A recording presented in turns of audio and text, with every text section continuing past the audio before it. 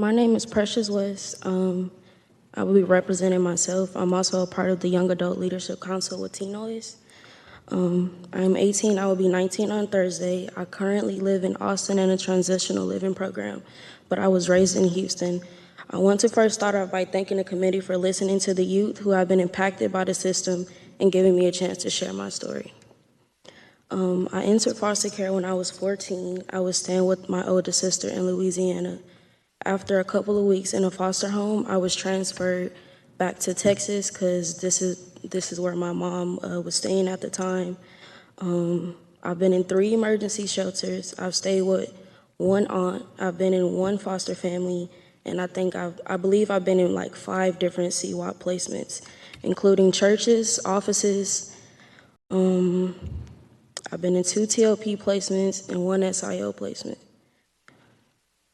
I also rented hotel rooms for myself. A couple of times I stayed in a car or stayed in unauthorized placements with friends.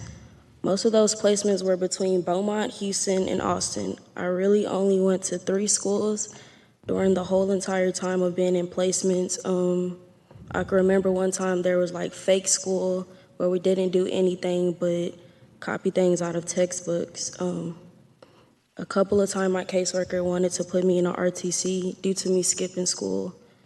They didn't really ask me the reason why I was skipping school, or I would have told them. After coming into care, I felt like a major disconnect with being in school and being around people. I got anxious and I was not really in a good time in a good like headspace at the moment. And my main focus was making money to be able to support myself and remain stable. Due to my caseworker and the system not helping me, I felt that I had to provide for myself most of the time. Also, I said no to RTCs. I would refuse them because I didn't want to be on any medicine. And my older sister was in RTC, and I saw how it changed her. It changed her, and I didn't want that to happen to me. My 14-year-old sister is actively in a RTC right now as we speak.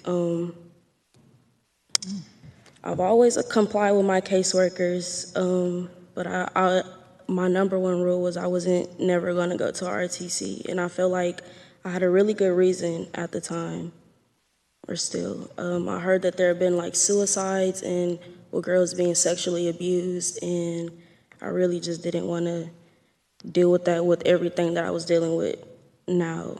Here are some things that I think or I want to see changed in the foster care system. For me, therapy wasn't really therapy when I was in a foster home. I did have a good therapist, but my caseworker decided she didn't want to take me there anymore. And at the time, I didn't have any transportation, so I just wasn't able to go. At school, I had a therapist, but we didn't really talk about anything, and it didn't really help me. I eventually got some good therapy when I was in an emergency shelter in Austin. They pretty much helped me with a lot in like finding myself and just trying to get myself together. That program really was helpful for me. They helped me get everything I need. And the staff, they treated me like family, and it didn't really feel like a placement majority of the time. Another thing I would want to change about CPS is youth labeling. When I came into care, I was labeled as a runaway before I even came into care because I used to run away from my home due to things that was going on.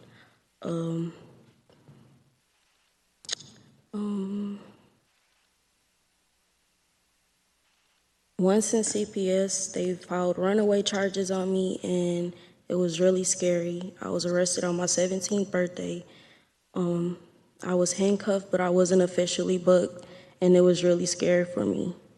I told the lady that I was in foster care. I was crying, and I asked to go back to my placement. The lady from the booking, she took me out of there. She was really like an angel, and she dropped me off at Chimney Rock where I was placed in CWOP and then they brought me back to my previous placement. I didn't really want to go back to the placement, but I thought it was either that or my other option was jail, and I didn't want to, have to deal with that.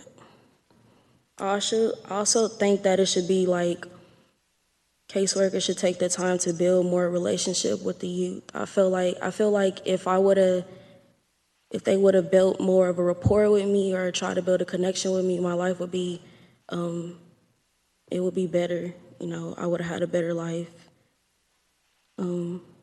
I feel that without the foundation of a relationship, I couldn't get the right help, and I had to provide for myself. I had to figure stuff out on my own. My caseworker refused to reach out to me or respond to me. I had to find placements for myself most of the time. As I got older, I wanted to do better for myself, so I got close with some caseworkers and some supervisors, and they helped me navigate housing into transitioning into adulthood.